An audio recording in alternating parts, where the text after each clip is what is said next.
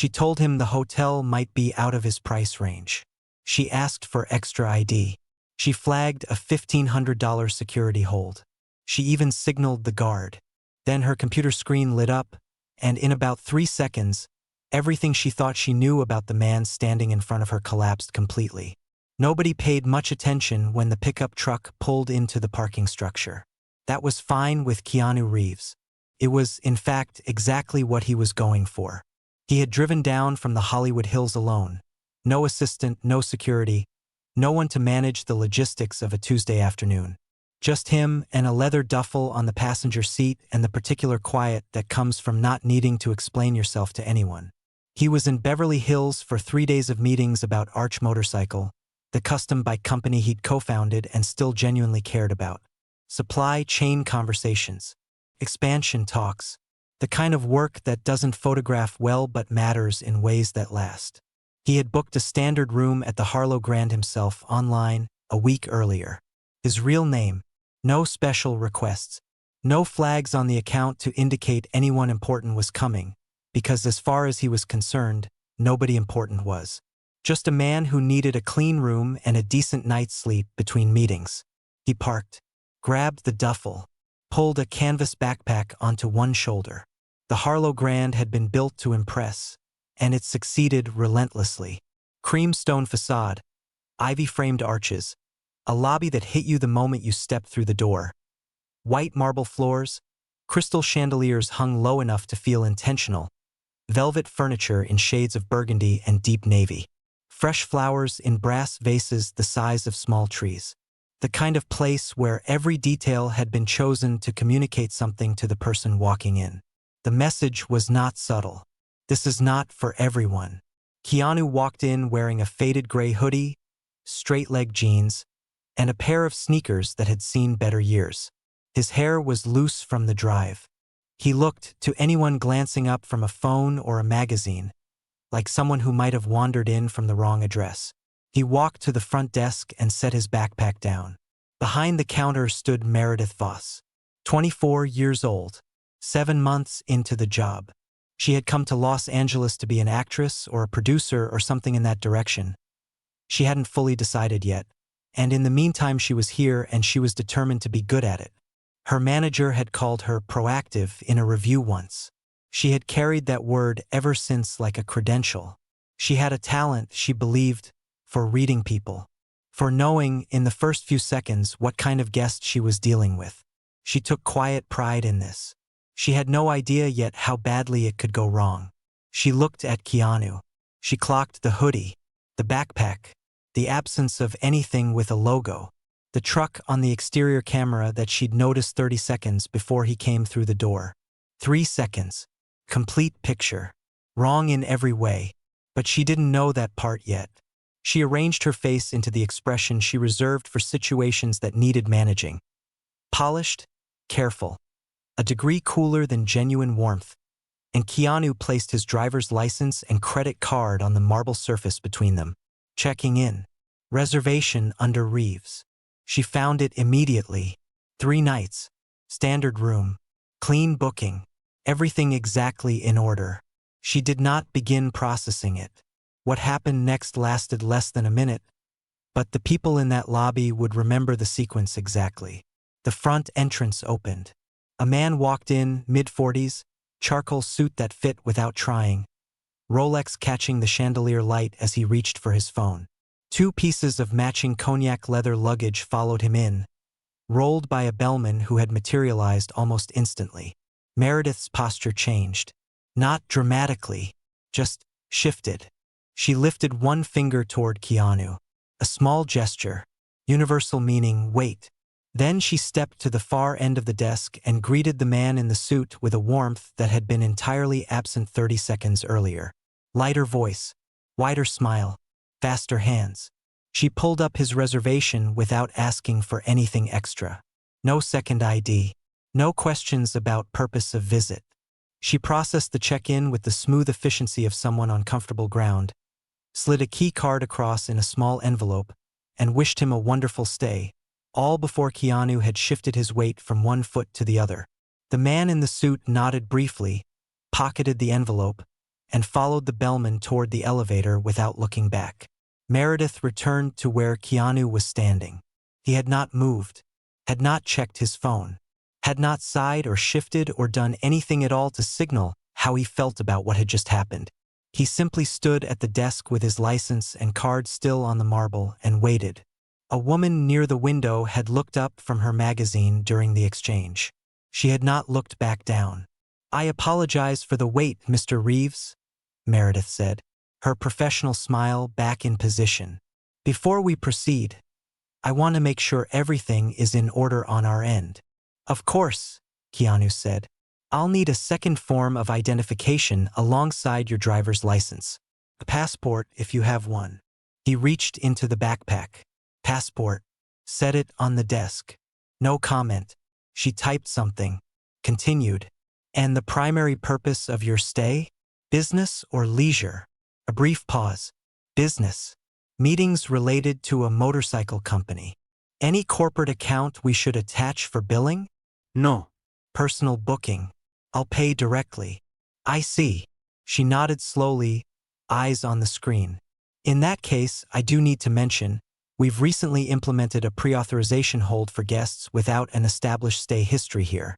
$1,500 on the card at check-in. It's released within a few business days after checkout." She delivered it smoothly. Standard information voice. The kind of tone that says this is just procedure while meaning something else entirely. The man in the charcoal suit, checked in at this same desk by this same person 8 minutes earlier, had not been told any of it. Keanu reached into the backpack again, produced a second credit card, set it on the desk. "That's fine." Meredith blinked. She had expected something else. Friction. Hesitation. Some version of "I didn't realize it would be that much." Instead, he had complied completely and was looking at her with the same patient steadiness he'd had since he walked through the door. Unhurried, unrattled, just waiting.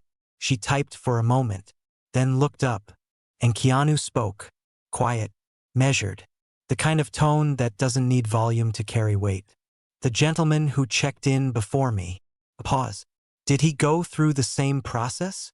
The lobby pulled inward slightly. That question did something to the air in the room. Meredith's fingers went still on the keyboard. "We apply our policies based on individual reservation details," she said. "There are different factors. I'm asking whether he was asked for a second ID, whether he was asked about his purpose of visit, whether he was told about a $1,500 hold. Our procedures are applied consistently across." Were they applied to him? Silence. Not the ordinary kind. The kind that has shape to it. From a leather chair on the far side of the lobby, a man set down his papers and stood up. He was an attorney named Garrison Wolfe, waiting for a colleague to come downstairs. He had watched the whole sequence from the moment the suit walked in, and he had heard enough. "Excuse me." His voice was even, unhurried, and carried without effort across the marble floor. "I've been sitting here for the last several minutes. I watched another guest check in at this same desk without being asked for any of those things." He looked at Meredith directly. "Applying a policy to one guest and not the other, based on how they're dressed, that's not a procedure. That's a problem." Near the front desk, a young woman had already picked up her phone. She was not making a call. Behind the counter, visible through the back office doorway, stood Colton Marsh, 27 years old, 18 months at the Harlow Grand. He had recognized Keanu Reeves approximately 45 seconds after he walked through the door, and he had been watching this unfold with the slow, building dread of someone who sees an accident happening and cannot reach the wheel in time.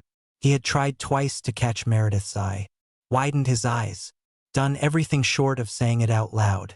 Meredith had not looked at him once. She was focused now on not backing down. She had started down this path in front of people, and retreating felt worse than continuing. That logic makes perfect sense in the moment.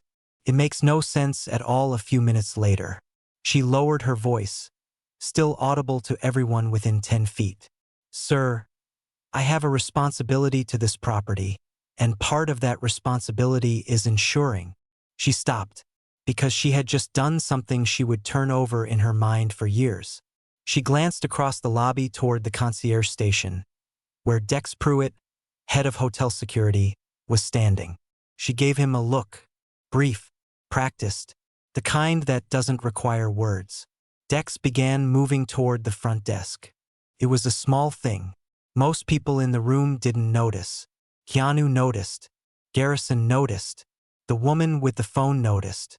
And by the time Dex had positioned himself a few feet behind where Keanu was standing, the lobby had gone from quietly attentive to completely, unmistakably still. Nearly 20 people. Guests waiting on cars, couples back from dinner, a man mid-sentence with the concierge, had all stopped what they were doing and were watching the front desk. Nobody was pretending otherwise anymore. Meredith stood behind the counter with her hands on the edge of the surface, expression still composed. But something behind her eyes had begun to move. A first faint signal that the ground she was standing on was not as solid as she'd believed. Keanu had not moved. Backpack on his shoulder. Both credit cards and his passport still on the marble in front of him. He was still waiting. The alert was a single chime. Small sound.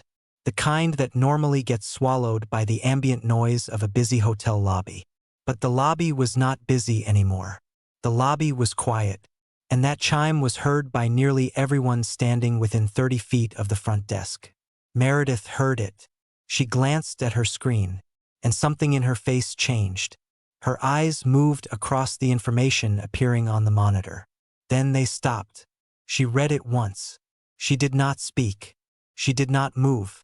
She just stood there, reading, while the color in her face made its way from composed to something else entirely. The profile on her screen was not a standard guest record. The system had flagged the name the moment it was entered. The account it pulled up belonged to a guest who had first stayed at the Harlow Grand in the spring of 2008. 193 nights since then. The hotel's highest loyalty tier, a designation held by fewer than a dozen guests in the property's entire history.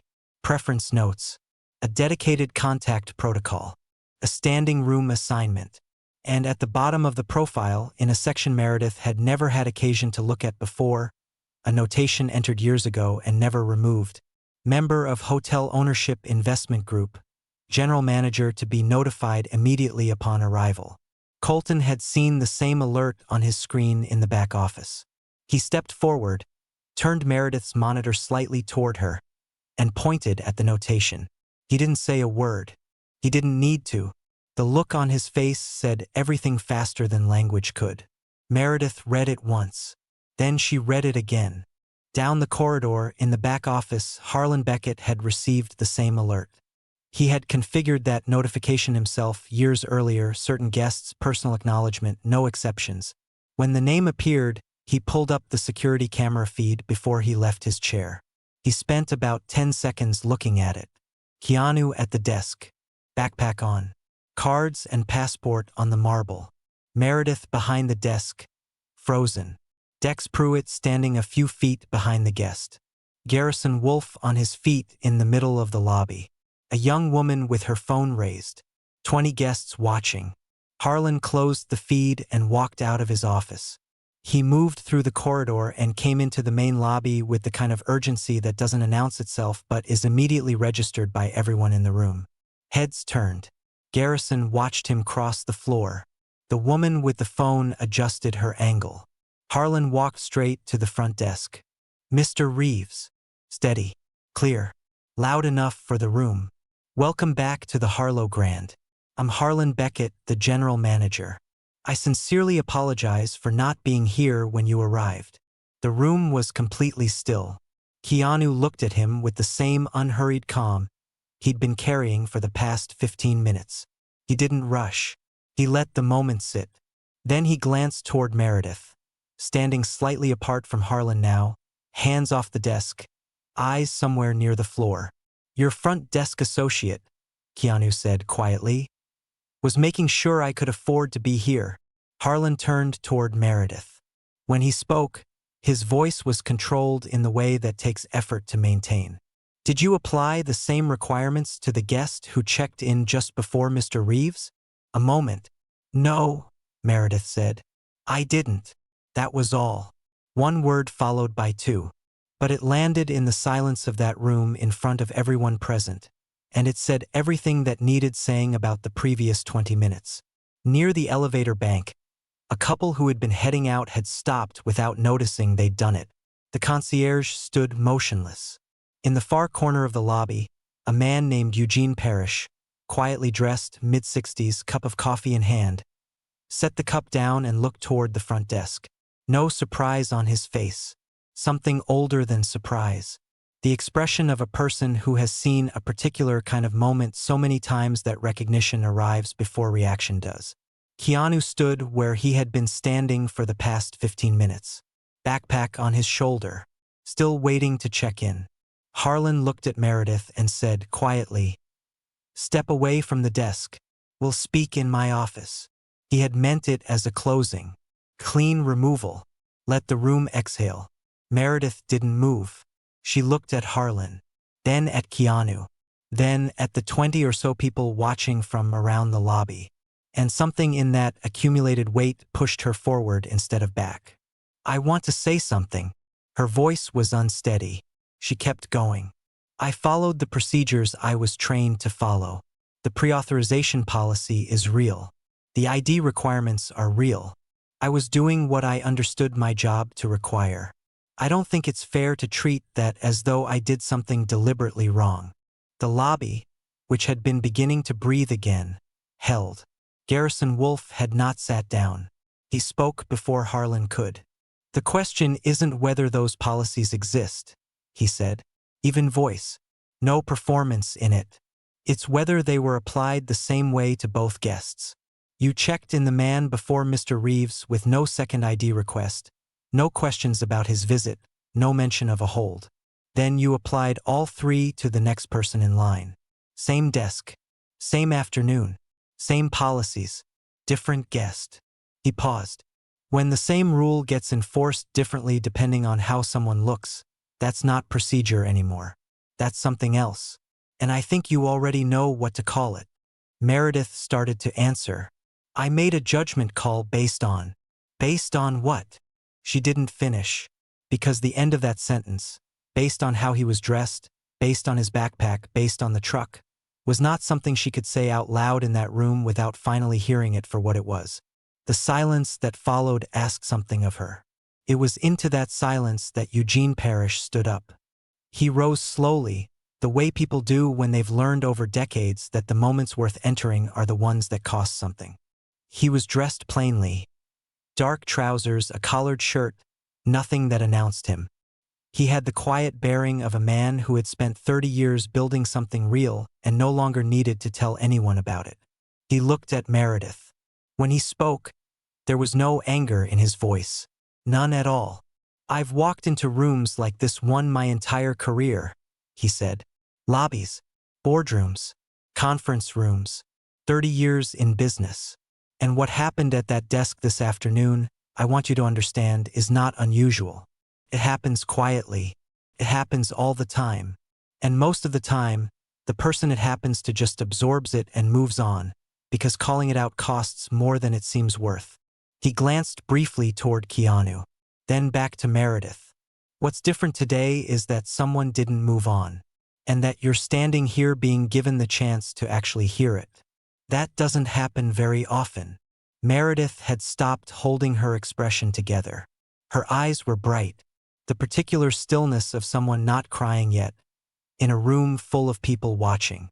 Eugene sat back down, picked up his coffee, said nothing more. A long moment passed.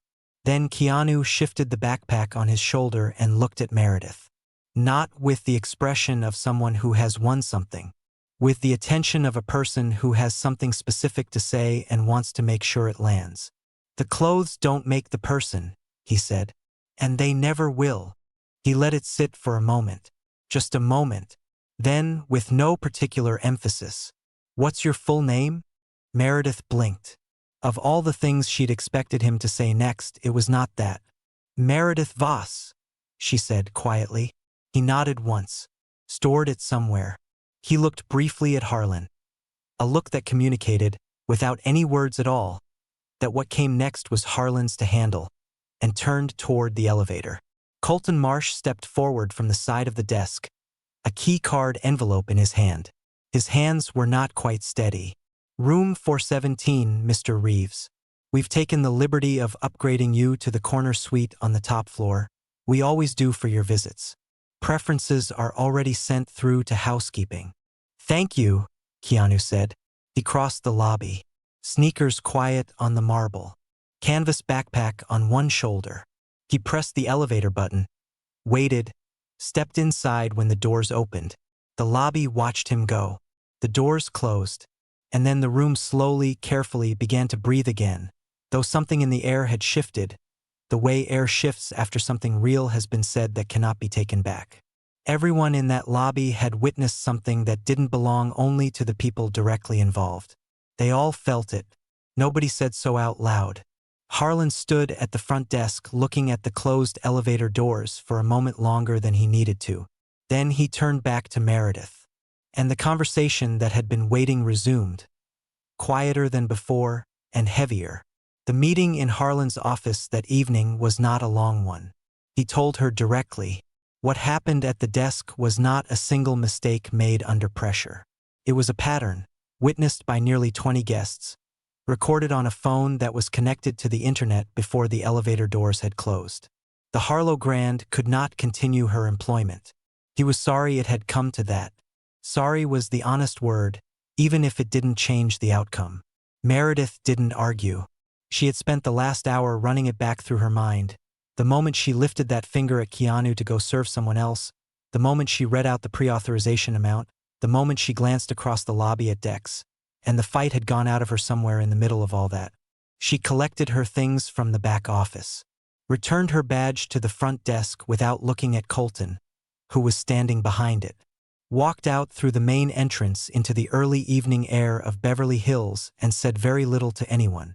24 years old. Just lost her job in front of an audience. She sat in her car in the parking structure for a while before she started the engine. She wasn't crying. She was just sitting there, replaying the moment when Garrison had asked her, "Based on what?" And she hadn't been able to finish the sentence. That gap where the answer should have been. The fact that she'd known the answer and couldn't say it. She had known, in that moment, exactly what she had done and exactly why she had done it, and it was the knowing that was hardest to sit with. She started the engine eventually, drove home, did not sleep especially well. 3 days later, a plain white envelope arrived at her apartment. No return address, just her name in ordinary handwriting. Inside, one sheet of notepaper, folded once. A short message. 3 lines, maybe 4. Not forgiveness. Not a lecture. A question. What will you do differently next time? And below that, Keanu. She set it on the kitchen table and looked at it for a long time. She would look at it many more times over the months that followed. Not because it made her feel better, but because it didn't. It asked something of her instead of giving her something. She would come to understand, eventually, that this was the more useful of the two. The video traveled fast. By the next morning it had found its way into the broader current. Shared by people in the hospitality industry, by professionals who recognized the dynamic from their own working days, by people who had stood at counters and felt the particular quiet indignity of being sized up and found wanting before they'd said a single word. The responses were not simple. Some condemned. Some defended. A large number simply shared their own versions of the same story. Different hotels, different cities, different counters, the same basic arithmetic of who gets the benefit of the doubt and who doesn't. The thread of those stories was long and it kept going, and it said something no single video could say on its own. Garrison Wolf found himself in new conversations in the weeks that followed. People reached out after seeing the footage, guests from different properties who had run into check-in requirements that seemed to shift depending on something other than their credit. He began looking into it, asking whether those practices were being applied the same way to everyone who walked through the door. The kind of inquiry that makes institutions uncomfortable, and discomfort in this case turned out to be useful. Several hotel groups undertook quiet internal reviews of their front desk protocols, not because anyone forced them to, but because the cost of not doing so had become visible in a way it hadn't been before. One of those reviews led directly to a rewritten policy at a mid-sized hotel group operating 14 properties across the western United States. The change was not announced with any fanfare. It appeared in an internal operations document, 2 paragraphs long, requiring that pre-authorization holds and supplemental ID requests be applied uniformly across all guests and documented consistently in the reservation system. A small thing on paper, less small in practice for the people it affected. At the Harlow Grand, Harlan didn't wait for outside pressure. Within 2 weeks, a firm specializing in workplace equity had been brought in. Every front-facing staff member went through a full day of training, not on VIP recognition or celebrity management, but on the habit of forming conclusions about people before there's any real basis for one, and on how those conclusions tend to disguise themselves as professional instinct until someone thinks to look closely. Some of the staff found the sessions uncomfortable. Harlan considered that a reasonable sign they were working. He also put the hotel's check-in requirements in writing, explicitly, uniformly, with no room left for individual interpretation. What had previously been left to personal discretion became documented procedure. Reviewed quarterly. No exceptions for how a guest arrived or what they were wearing when they walked through the door. Meredith didn't go back to hotel work. In the months after leaving the Harlow Grand, she took a position with a nonprofit organization that provided housing support and transitional services to people navigating genuinely difficult circumstances, job loss, housing instability, the kind of situations that can happen to almost anyone and that most people prefer not to think about too closely. The work put her in regular contact with people whose lives looked nothing like the assumptions she'd spent years constructing about who deserved what kind of treatment. It was uncomfortable at first, in a way that was different from the discomfort of being fired. That had been sharp and immediate. This was slower. It asked her, week after week, to sit with the distance between who she thought she was and who she had actually been at that desk. There were days when a client would say something or look at her a certain way, and she would feel the lobby again, not with shame exactly, but with a clarity that didn't quite go away. She stayed. She got better at the work than she'd expected. She started to understand, from the inside, what it felt like to be on the receiving end of a snap judgment made by someone who thought they were being helpful. Several years later, she spoke about that October afternoon on a podcast about professional development and workplace culture. She didn't tell it as a story about meeting someone famous. I looked at a man in a hoodie and made a complete decision about him before he said a word, she said. I didn't see a person. I saw a category, and I acted on the category. A pause. He could have had me removed from the building. Instead, he asked my name before he walked away. I've thought about that more times than I can count.